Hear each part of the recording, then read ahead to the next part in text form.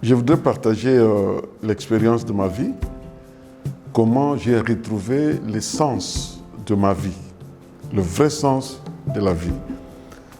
Je suis né dans une famille qui se disait toujours chrétienne parce que dès mon bas âge, j'allais à l'église, j'allais à l'école de dimanche.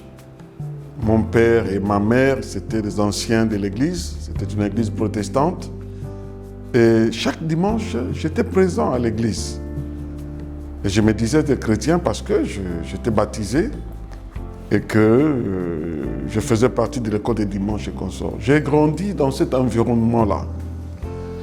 Je suis arrivé à l'université et j'ai commencé une vie de désordre.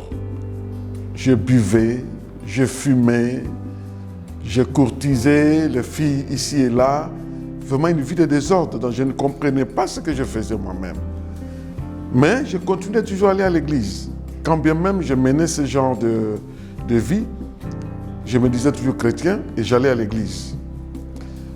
Un jour, il y a une cousine qui m'avait appelé. Les gens venaient partager l'évangile avec moi, je les chassais quand j'étais étudiant.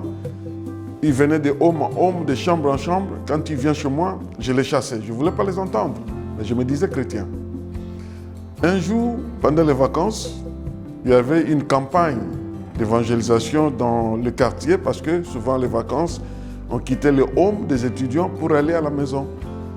Et je suis allé à la maison, il y a une cousine qui habitait avec nous, qui vient m'apprendre et dit, mais écoutez, grand frère, il y a une campagne d'évangélisation au coin, est-ce qu'on peut y aller?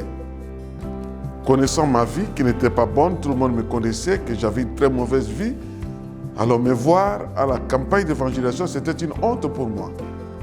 Elle vient avec la Bible, me dit la Bible, bon, tiens, allons, je dis non. Toi, vas-y, moi je vais te suivre. Alors, elle est partie, moi j'ai pris une autre route. Et la campagne, je me suis tenu loin de la campagne d'évangélisation. Je le voyais loin là-bas. Et le prédicateur commençait à prêcher. Alors, j'ai commencé à m'approcher petit à petit pour écouter bien ce qui se passait. Alors, le prédicateur a commencé à prêcher sur la vie des désordres, en disant, peut-être que tu es ici, tu continues à boire, à fumer, une vie de désordre. Alors, ça a commencé à m'énerver. Je me disais, ah bon, c'est que ma cousine est allée parler au prédicateur au sujet de ma vie, c'est pourquoi elle m'a appelé ici, on verra quand on va rentrer. Alors, au fur et à mesure que le prédicateur prêchait, ça pénétrait mon cœur, ça me touchait. Mais il disait, bon, peut-être que tu es ici, tu mènes une vie que tu ne voudras pas. Tu veux abandonner les choses que tu fais, mais tu n'arrives pas à les abandonner. Aujourd'hui, c'est le jour. Jésus-Christ t'appelle.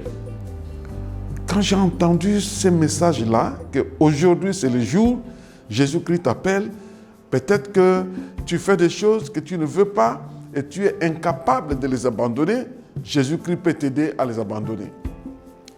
Je me suis approché et j'ai commencé à pleurer moi-même. J'ai commencé à pleurer. La raison pour laquelle je pleurais, parce que je voyais que j'étais incapable de m'aider moi-même. J'ai cherché voies et moyens pour abandonner la cigarette, je ne pouvais pas. Pour abandonner la boisson, je ne pouvais pas. Pour abandonner la vie de désordre, à courir derrière les filles, je ne pouvais pas. J'étais encore étudiant. Et on me dit que Jésus veut m'aider aujourd'hui. Il veut m'aider pour que j'abandonne ça. Il veut me délivrer, mais il faut que je l'accepte. Et quand il a lancé cet appel, je me suis approché en pleurant. Les gens qui étaient à côté de moi regardaient, mais ce monsieur, pourquoi il pleure comme ça? Or, ils ne comprenaient pas ce qui se passait dedans de moi. Je me suis approché et le prédicateur a dit, j'aimerais que vous me suivez dans cette prière et faites de cette prière la vôtre en acceptant Jésus-Christ aujourd'hui comme votre Seigneur et Sauveur. Alors, je me suis approché et j'ai commencé à prier avec le prédicateur. J'ai ouvert mon cœur, j'ai accepté Jésus-Christ dans ma vie. Ce jour-là, je me souviens encore de la date. C'était le 17 octobre 1883. C'était vers 20h. J'ai ouvert mon cœur, j'ai accepté Jésus-Christ comme Seigneur et Sauveur. Cette soirée même, j'avais un paquet de cigarettes dans ma poche. Quand la campagne a pris fin, j'ai sorti les paquets de cigarettes, je suis allé dans un coin, je l'ai écrasé. J'ai dit, fini avec les cigarettes, fini avec la boisson, fini avec la vie de désordre. Alors, c'est alors que j'ai compris ce que dit la parole de Dieu. La parole de Dieu dit, si le Fils vous affranchit, vous serez réellement libre. C'est à partir de ce jour que j'étais affranchi de mes péchés. C'est à partir de ce jour-là que je me suis senti réellement libre. Parce que je vivais une vie, c'est comme le dit, n'est-ce pas, l'apôtre Paul, je vais faire le bien, mais je fais le mal que je hais.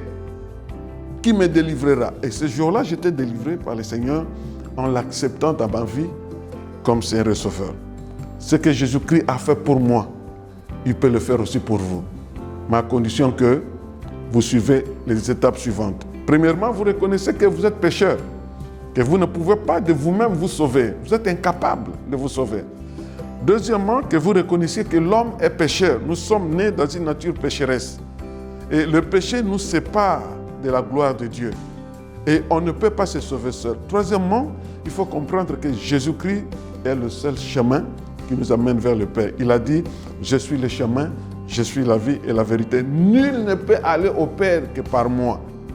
Et quatrièmement, ça ne suffit pas de connaître que Jésus est le chemin, la vie et la vérité, de connaître que tu es pécheur et tu t'es séparé de Dieu, de connaître que tu as besoin de lui, mais il faut l'accepter comme votre Seigneur et Sauveur. Il faut ouvrir votre cœur et accepter Jésus-Christ dans votre vie comme Seigneur et Sauveur. C'est facile. Vous dites seulement, Seigneur, je reconnais que je suis un pécheur. J'ai conduit ma vie moi-même. Je me suis révolté contre vous. Je reconnais ma voix éloignée de vous. Aujourd'hui, je viens.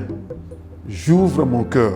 Parce qu'il a dit, si vous entendez sa voix, n'endurcissez pas votre cœur. Il dit aussi, il est à la porte. Il toque. Si quelqu'un entend ma voix et m'ouvre la porte, j'entrerai chez lui. Ouvrez votre cœur à Jésus-Christ. Acceptez-le comme Seigneur et Sauveur. Et vous verrez votre vie va changer. Merci beaucoup.